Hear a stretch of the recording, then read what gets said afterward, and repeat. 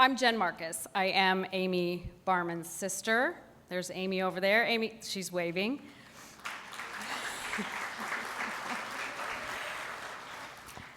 So I'm going to tell you a little bit about our family and a little bit about how we came to know L'Arche and what it means to us. So obviously, as sisters, I grew up with Amy. We were each one of five in a nice Catholic family. My dad had actually been a Jesuit, so it's fitting that we're here. And we were so lucky because my dad had wisdom and perspective that he shared with us all the time, and that really informed how we've lived and informed how Amy was part of our family. My dad would say of his 5 children, Amy was the smartest, the wisest, the kindest of all of us. I think it was a compliment to Amy, but I think the rest of us also took the point.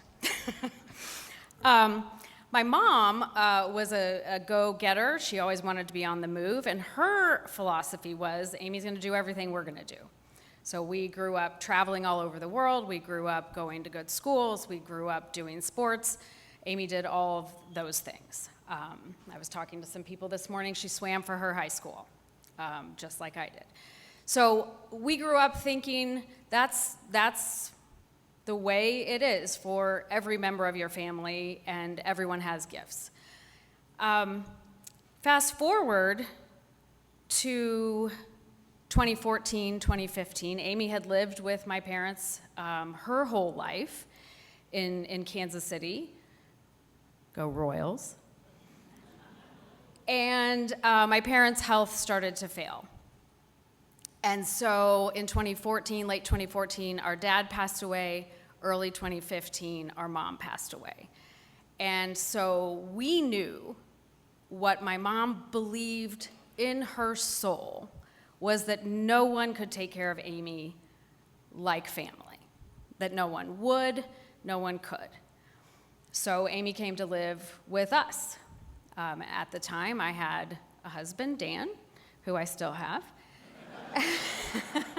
and 2 kids, who are also here today, Grace and Max. Grace was 11 at the time, and Max was 8. And so Amy moved in with us. And I remember somebody who was doing some work on our house said, well, that must be hard for your kids. And I thought, that's the best thing that ever happened to my kids. Have you ever thought that your kids might be a little overindulged or a little self-centered or a little too much yes from mom and dad?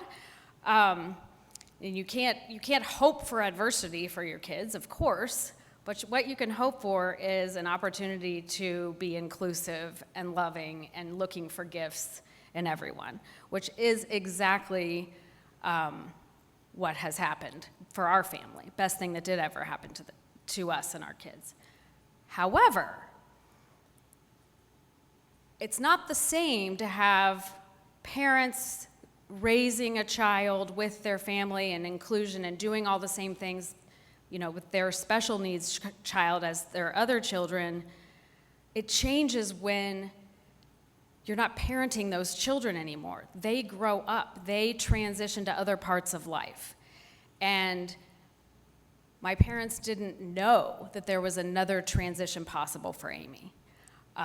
All they saw was that things that reinforced their belief that there wasn't going to be a way for Amy to be cared for as well as she was by them.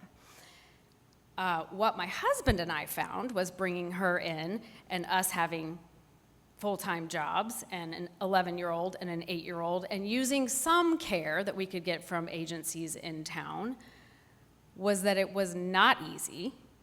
We could not provide what she needed as much as we wanted to. We would wake up every day saying, it's Russian roulette. I mean, we'd stand there saying, what's going to happen today? Is she going to have a seizure? Is the caregiver going to show up? We had a caregiver from one of these agencies that showed up 25% of the time. The other 75% of the time, we got a text that would always finish with, only God can judge. which we still say in our house all the time. When someone does something terrible, we're like, only God can judge. Which is probably true, but we were really struggling. So in the joy and in all the gifts, there was also this terrible existential crisis.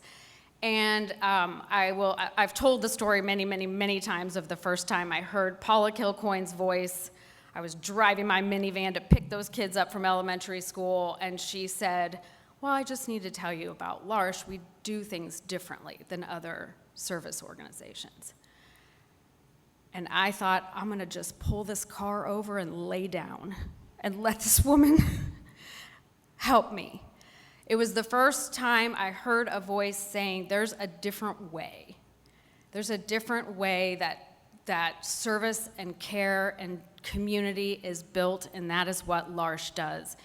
And they came into our lives and they did it. And back to John's recommendation, you should always say yes.